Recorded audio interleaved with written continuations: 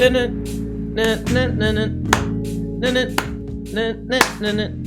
so what we got here is what I call easy content. Easy opportunistic content.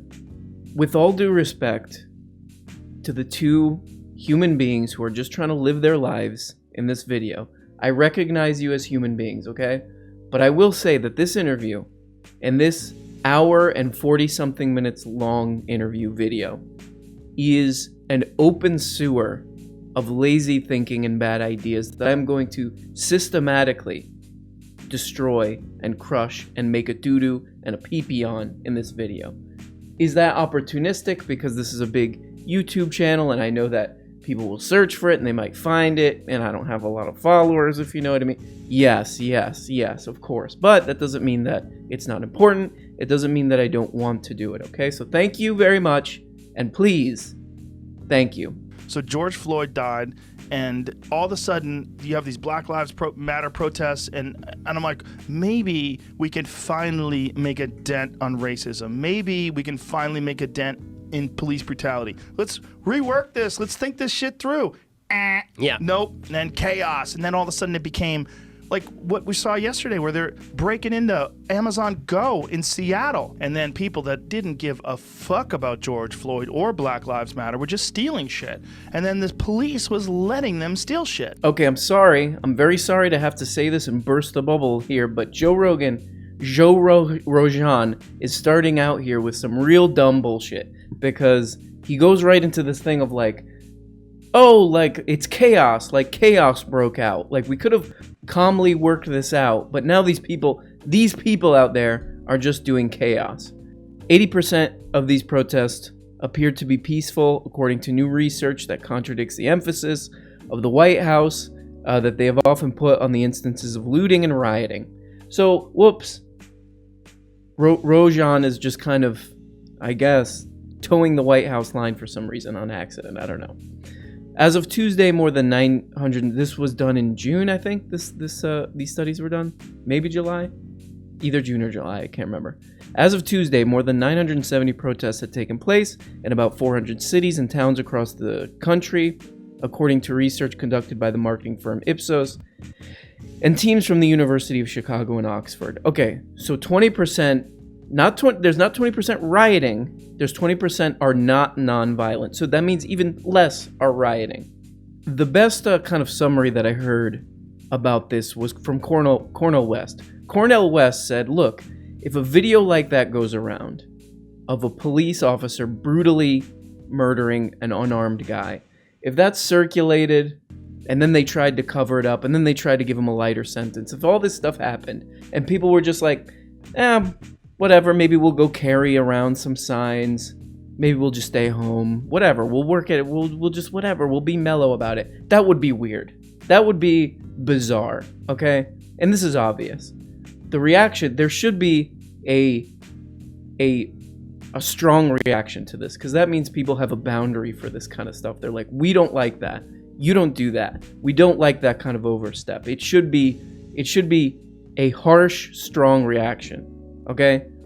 And for some reason, these guys, Joe Rogan and Benny Pepino, want to focus just on what we've just proven is not even the majority of what goes on in these protests. I wonder why.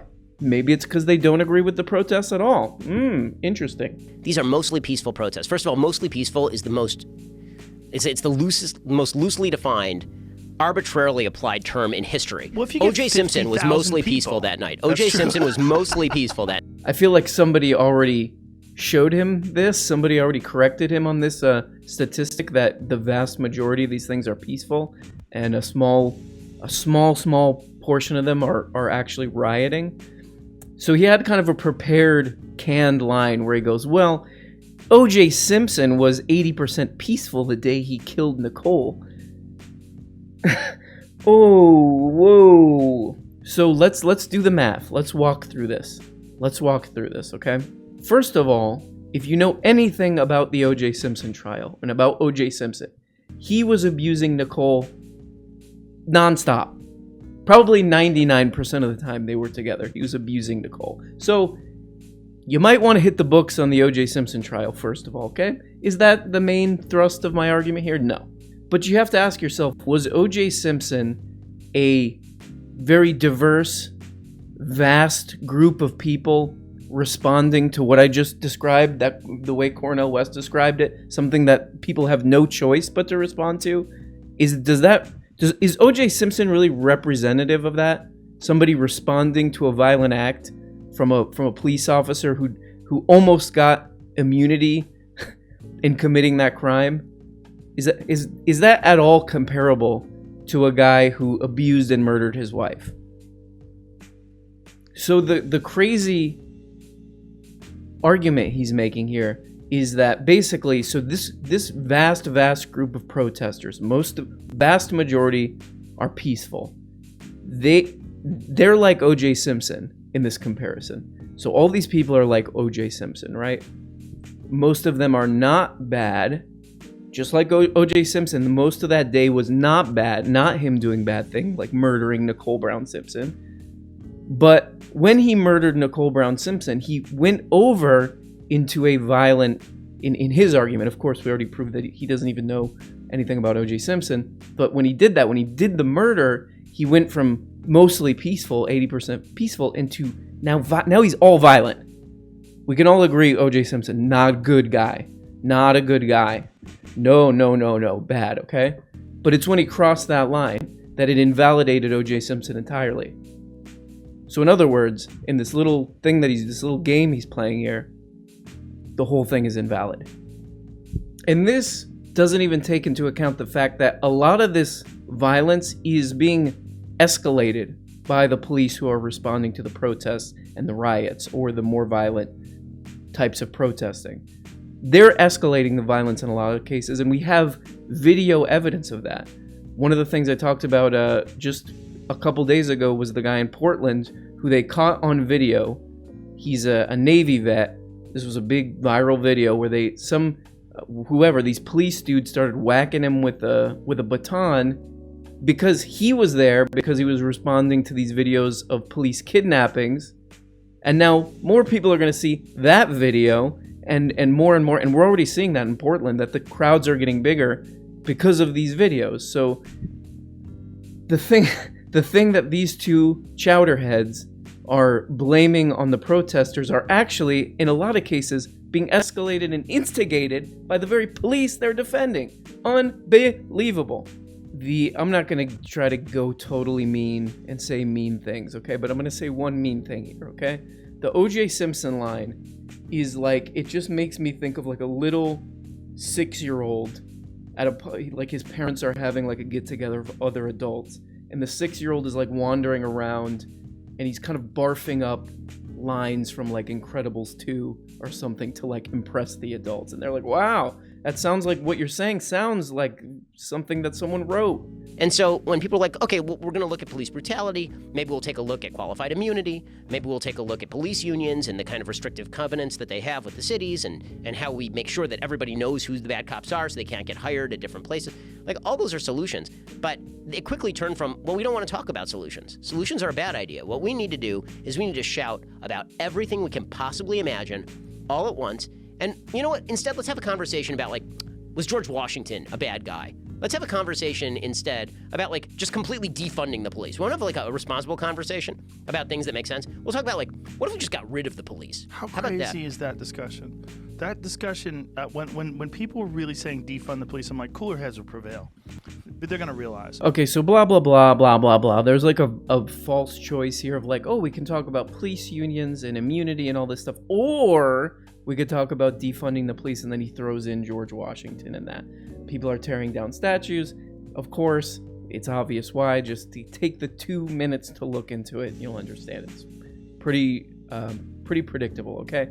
On and on. Okay, we're going to just skip that part. We'll go to the defunding the police part, okay?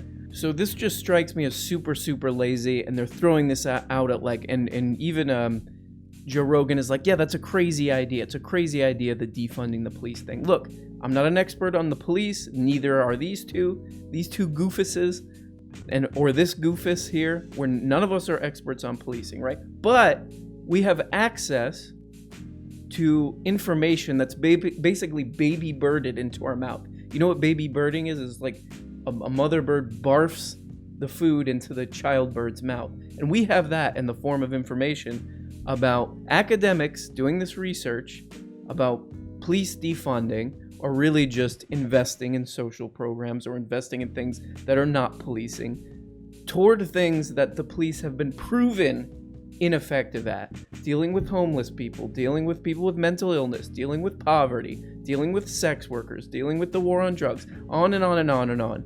Police are just kind of desperately flailing to try to deal with this, and they're proven failures. That's what all this stuff is about. You can read The End of Policing. It lays this out so easily that these two guys who don't have day jobs, Ben Shapiro can just do, he could do 8 shows on this on his YouTube channel if he wants, and he can get his donors to make them ads, which every other ad I see is his stupid YouTube channel. But it's so easy to look this stuff up, and they're just like, defund the police, that's crazy. Oh, these are just lunatics saying this. Look, just understand the argument, understand the actual argument first, okay? Then make a choice. This is called mental strength. Strengthen that brain, critical thinking. You can have protests, but only Black Lives Matter protests. That was a solid. That may have been the moment when I realized that we were all effed. Right? It was the moment when, we're in the middle of a global pandemic with hundreds of thousands of people dead, and an entire swath of our media and health elites just decided randomly that if you were protesting against lockdown, you were very bad, right? Then you were a racist and you were going to get people killed and you should wear a mask. And I was like, well, if you're I sort of agree with the mask thing. Yes. Okay. And then you get millions of people in the streets yelling at each other and breathing on each other and spitting on each other. And you got health professionals on TV being like, well, racism is a public health threat. I guess that you can do that now. Yeah, I almost don't know what to say about this. I think anybody who thinks about this in any kind of critical way could see the problem with this. So he's like, oh, people were protesting against the lockdown, which the lockdown was to try to slow down the spread of the disease, right? That's the only point of the lockdown, was to stop the spread of a very infectious disease, and people were out there protesting it. Can you see the difference between that and the police killing an unarmed guy on a video, and people say, again, the Cornell West thing, we have literally no choice but to fight against this. And this guy's saying, well, these are equal. These are equal. These people who just don't want to stay in their house or want to be able to go to an Applebee's not wearing a mask and spread the disease against the advice of health professionals, which this guy doesn't even agree with. He thinks that's no different than people who are literally forced to go out there because of police violence. I mean, this is so stupid. This is so stupid. And by the time I finish recording this and editing it, it's gonna have, it already jumped by to 500,000 views. And by the way, the most ironic thing about that is the people who are going out there protesting, the protesting for George Floyd and Black Lives Matter protesters and all this, they're putting themselves at risk for sure. I mean, any of them could get sick. Most of them, from the video that I've seen, they're all wearing masks to fight something that's an obvious injustice. The people who were protesting against the lockdown were literally protesting because they just wanted to go out. They wanted to be able to go to Dave & Buster's. Can we acknowledge the difference between protesting against police killings and wanting to go to Dave & Buster's? This guy was a lawyer, or at least he went to law school. I think he practiced law for 10 minutes, and now he does this. I want to pretend like this is a law, we're in a court or something, and I'll be a Southern lawyer. I'll be like, if it pleases the court, I do think that going to Dave & Buster's is not as important as protesting against murder. If it honors the court, I don't know. I'm but a humble country lawyer. I'm just a mint julep drinking lawyer. And in my opinion, it just seems a little worse to kill a man than to just want to go to Dave & Buster's. It seems a little bit more motivating. Seems a little bit more important to protest murder, then your inability to go to Dave & Buster's and play the grabber machine and play foosball and play skee ball and play, Time Crisis. I feel like the murder thing is a little bit more important. What's that? My accent's, my southern accent's not that good? Well, I will work on it. If it pleases the court, I'd like to take a break, go out into the lobby and practice my accent. I'm 100% for your freedom to protest. I'm also for your freedom to go to the gym. I'm also for your freedom to go to a comedy club if you so choose. I'm for your freedom to go to a restaurant. I mean, I'm for your right to go to a restaurant. Your right to protest to go to a restaurant. I'm for your right for that. It's equal. It's kind of like, look, I'm kind of implying that, like, the police murdering people and going out on a viral video, look, that's good to protest. But also, look, see, these are the scales, okay? These are the scales. You put police murder a guy and it goes around in a viral video. Protest, right? It goes like this. But also over here, you put on the weight your ability to go see Ari Shaffir live and Joey Coco Diaz. Oh, I want to see Bobby Lee live. Look at what the weights are doing. Okay, they're equal. This is equal. Protesting murder, wanting to go to a comedy club. Equal, okay? It's called equality. You ever heard of it, you piece of shit? Yeah, look, I get it. The police murdered a guy. They choked him to death, and basically almost got immunity and then almost got a lighter sentence. But people protested so hard that he actually had to be held accountable. I get it. But I want to see Jeff Dunham do those puppets. And I'm willing to fight for that, for my right to do that. And these things are equal. Like this is I made this point online. I got shellacked for it, but I was pointing out that most Americans are wearing masks right now. By polling data, 59% of Americans say that they always wear a mask when they leave the house. And if you look at the map of mask wearing, across the board, in the places where there are the most cases, people are wearing masks. I wasn't saying masks don't work. I wear a mask. I think that the evidence shows that they do something. We don't know that they're not like full protective. So he's talking about this tweet he did where he posted these two maps. I did a video about it and a bunch of people did a video about it because it literally is one of the stupidest things ever posted to social media. Like it's profound. It's profound. And I don't say this to be mean. I say this because this guy's uniquely bad. Him as a human being, live your life. I'm sure you're whatever, you have friends. I'm not talking about that. I'm talking about your public persona. I'm going to tear to the ground over and over again and pee on and make poo-poo on, okay?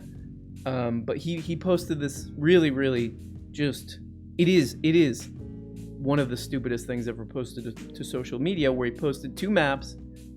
One was of how many people wear masks in certain areas. One was how many people are infected with the virus in certain areas, and they match up. And the reason is because they're the most populated areas of the country. He literally posted two maps that show population, and he thought he was showing a correlation between mask wearing and infection. It's so stupid, and he can't not know that that's stupid. He thinks other people are stupid. I think that's what it is. And that's why he got shellacked. He got shellacked because he posted one of the stupidest posts in the history of the internet. That's it. Nothing else there. And again, like, this is a problem. What these two guys are up to in this video. Because, you know what? Joe Rogan does do some pretty good videos. He did a video where he interviewed Tom O'Neill, the guy who wrote Chaos. This awesome book about the Manson murders. So he gets good stuff, and then like it kind of changes depending on what guest he has. Like he'll just invite on a lunatic, and they'll both just go down in the sewer of lunacy together, like this. And then he'll have somebody smart on, and it'll kind of raise the boats, and then it'll just go right back down with whatever the next escaped Arkham Asylum lunatic he has on the show next. It's bizarre. And this is actually really the biggest problem right now on the racism point is the shifting definition of racism. So I had the unfortunate experience of actually reading one of the best-selling books in the country, Robin DiAngelo's White Fragility. And let me just tell you, a greater pile of horseshit has never been produced by a bevy of horses.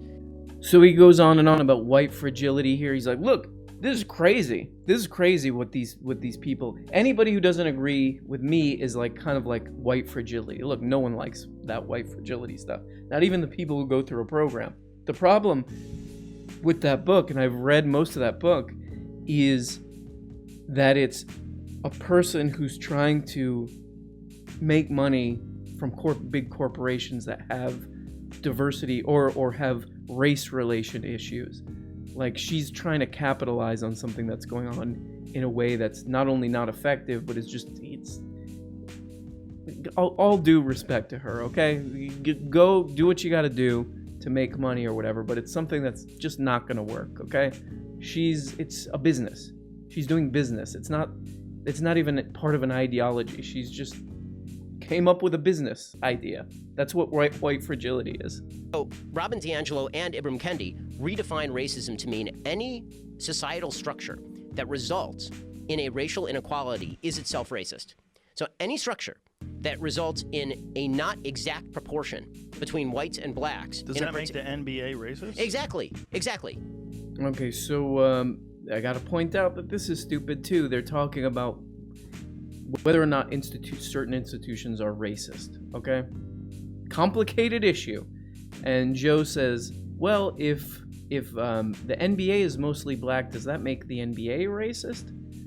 And this is sort of a thing I noticed too with like a lot of people talk about like trans issues where they're like, well, a trans person is in sports, so that's bad because they have bigger muscles. Professional athletes are like 0.03% of the population. So talking about sports in relation to anything broader than just sports makes no sense, basically. I mean, that's what I would say. Is it maybe racist because one race makes up 75% like it does in the NBA? I guess you could make that argument, but it's so statistically insignificant that to focus on it is a waste of time. What would make more sense to look at is there, based on history, certain things that put people, as far as, especially like in the market, as far as being able to make money, as far as having basic needs met and all that stuff, are there people who are starting way far behind than certain other people? That's it. It's pretty much that simple. Bringing up the sports thing does nothing to help you understand the issue. It just obscures things, makes it confusing for no reason. Is the NBA racist? Sure. Good luck working on solving that 0.3% of the population. Good luck. There has to be some sort of large-scale intervention in these communities to do something about what has already been set in motion and the momentum that keeps continuing decade after decade. I don't know what could be done. Well, but that's the problem, is that I think that a lot of the solutions that have been proposed have already been tried. Meaning like that, what? for example, LBJ thought that the way to alleviate a lot of these inequalities was the war on poverty. And he openly talked about this. He gave a speech very famously in which he said, we're trying to guarantee equality of outcome, not just equality of opportunity, equality of outcome. And you can't hold the race where somebody is starting 20 yards behind and then fire the gun and say, okay, it's an equal race, right? So you have to get the person who's 20 yards behind to actually get up to the starting line so that they're equal.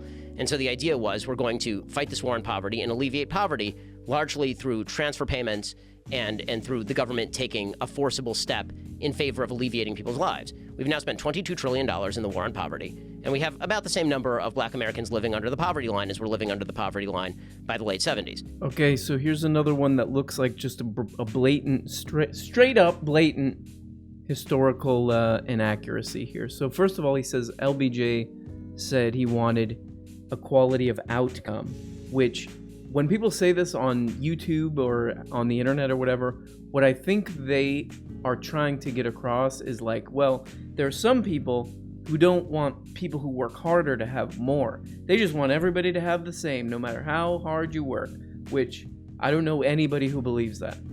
I literally don't know anybody who believes that. Nobody.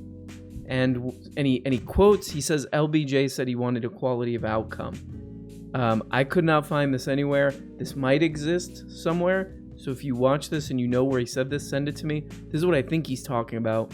he said it's from a famous speech, and this is, I think, probably the most famous speech in relation to this issue, which was a Howard University talk where he says, "To this end, equal opportunity is essential, but not enough, not enough. Men and women of all races are born with the same range of abilities, but ability is not just the product of birth.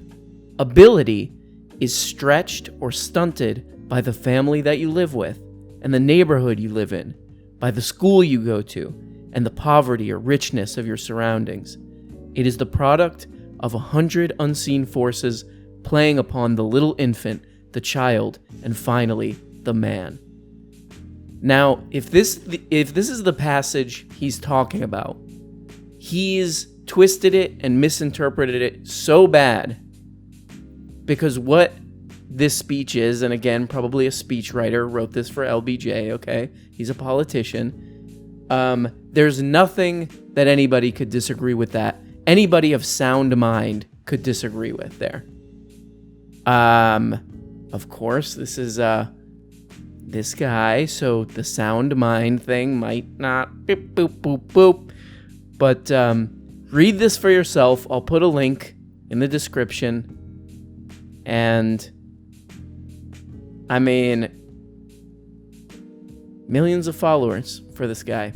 Millions of followers. Again, I've said this on this channel a bunch of times. This is what I got to do to get followers on this thing. I got stupid 300 followers. Do I have to come on here and just lie to your faces, you pukes? So this is pretty weird because there's a part where he's like, look, LBJ did all these programs and it's still same amount of black people under the poverty line. Same percentage. There's not one statistic I could find. If somebody out there can shed some light on what he's talking about, please send. Because every statistic I found says something similar to this. Poverty among blacks has fallen sharply. This is a collection of statistics. In 1966, 2 years after Johnson's speech, 4 in 10, that's 41.8%, of African Americans were poor.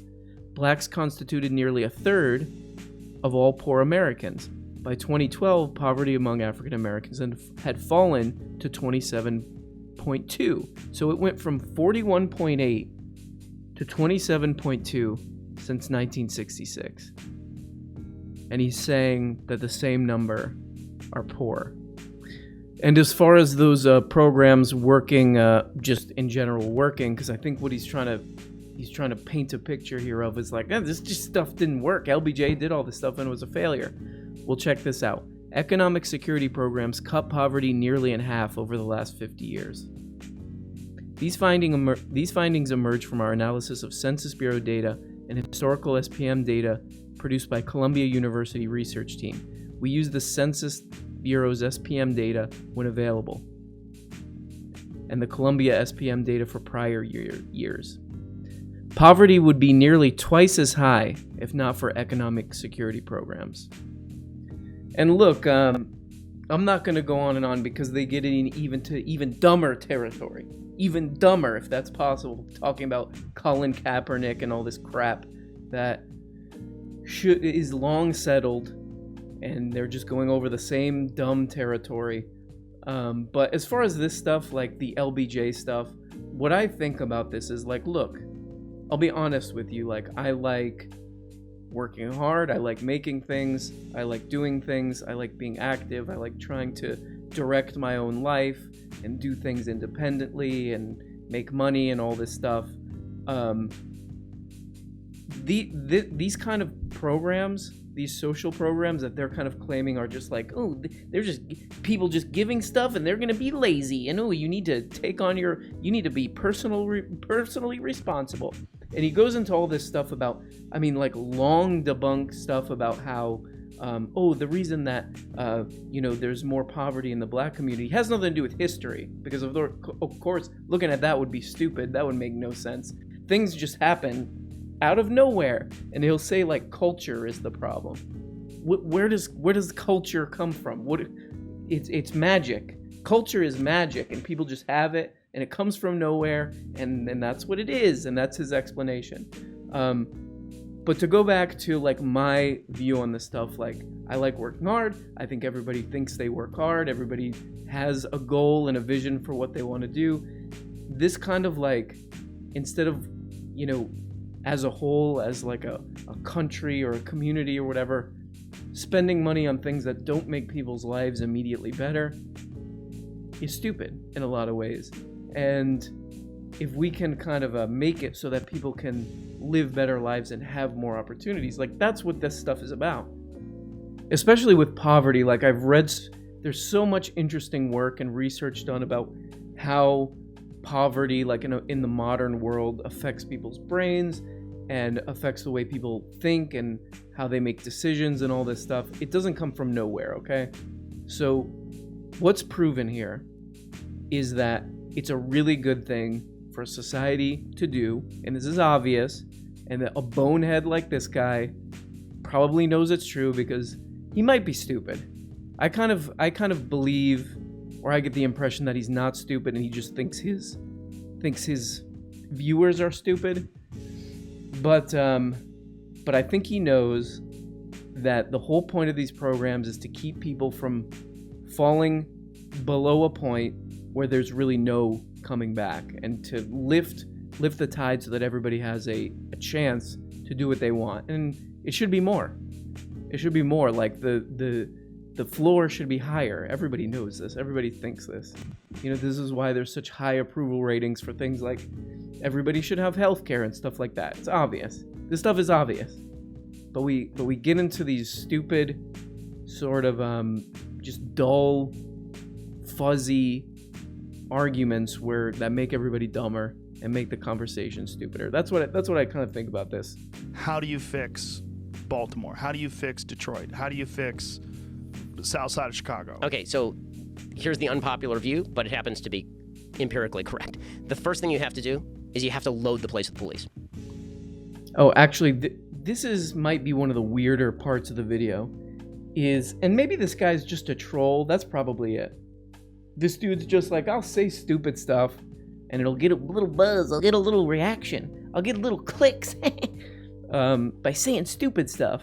But there's a part where Joe Rogan's like, okay, what can we do? What can we do to make this? Basically, what can we do macroeconomically, government policy-wise, to make lives for people better, especially people who are living in poverty or who really need help?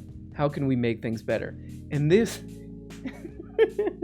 moron, this dummy says, fill the place with police. I got news for you, my friend. I got news for you, Pepino. That's what we're already doing. That's what we're already doing. And it's not working. It's not working. And again, like I made this whole point earlier about you have access to books that it's not just boring research. You could look at the boring research papers if you want. Or you can look at all that research compiled into a book like End of Policing or Naomi Murakawa's book, or all the stuff that's been written about this that can, again, be barfed right into your mouth. You can look at that. It's not working. It's literally not working now. I mean, one of the points that Alex Vitale makes in that book is he's like, look, if you're a poor person and you need to do some poor shit, like jumping onto the train, jumping the turnstile to get on the subway, and you get arrested for that, it's going to make your life harder to get out of poverty because now you have a criminal record. So this is what over policing does. He makes the point in this book almost too clearly. When a community starts getting over policed, it sets them back even further. So yeah, this weirds me out. That's all I'm gonna say. This weirds me out that there's a guy who a lot of his videos I'm like, yeah, I could totally watch this. Tom O'Neill, or who else does he have? Duncan Trussell comes on, or whatever, somebody talking about how if you take DMT and swing a kettlebell at the same time, you'll meet Jesus or something. I could get down with all that. But then he throws in these kooks, these right-wing kooks in the mix, and he's just like, sounds plausible to me. Oh, yeah, the solution to poverty in the African-American community is just try harder. Like Benny Shapiro says, stop listening to that rap music. The hippie, literally, that's like Ben Shapiro's thing. If people just stop listening to hippity hop music and listen to some, whatever he listens to, he probably listens to old timey Victrola music. If they listen to that and they just be more like me and take money from more oil billionaires, everything would be great.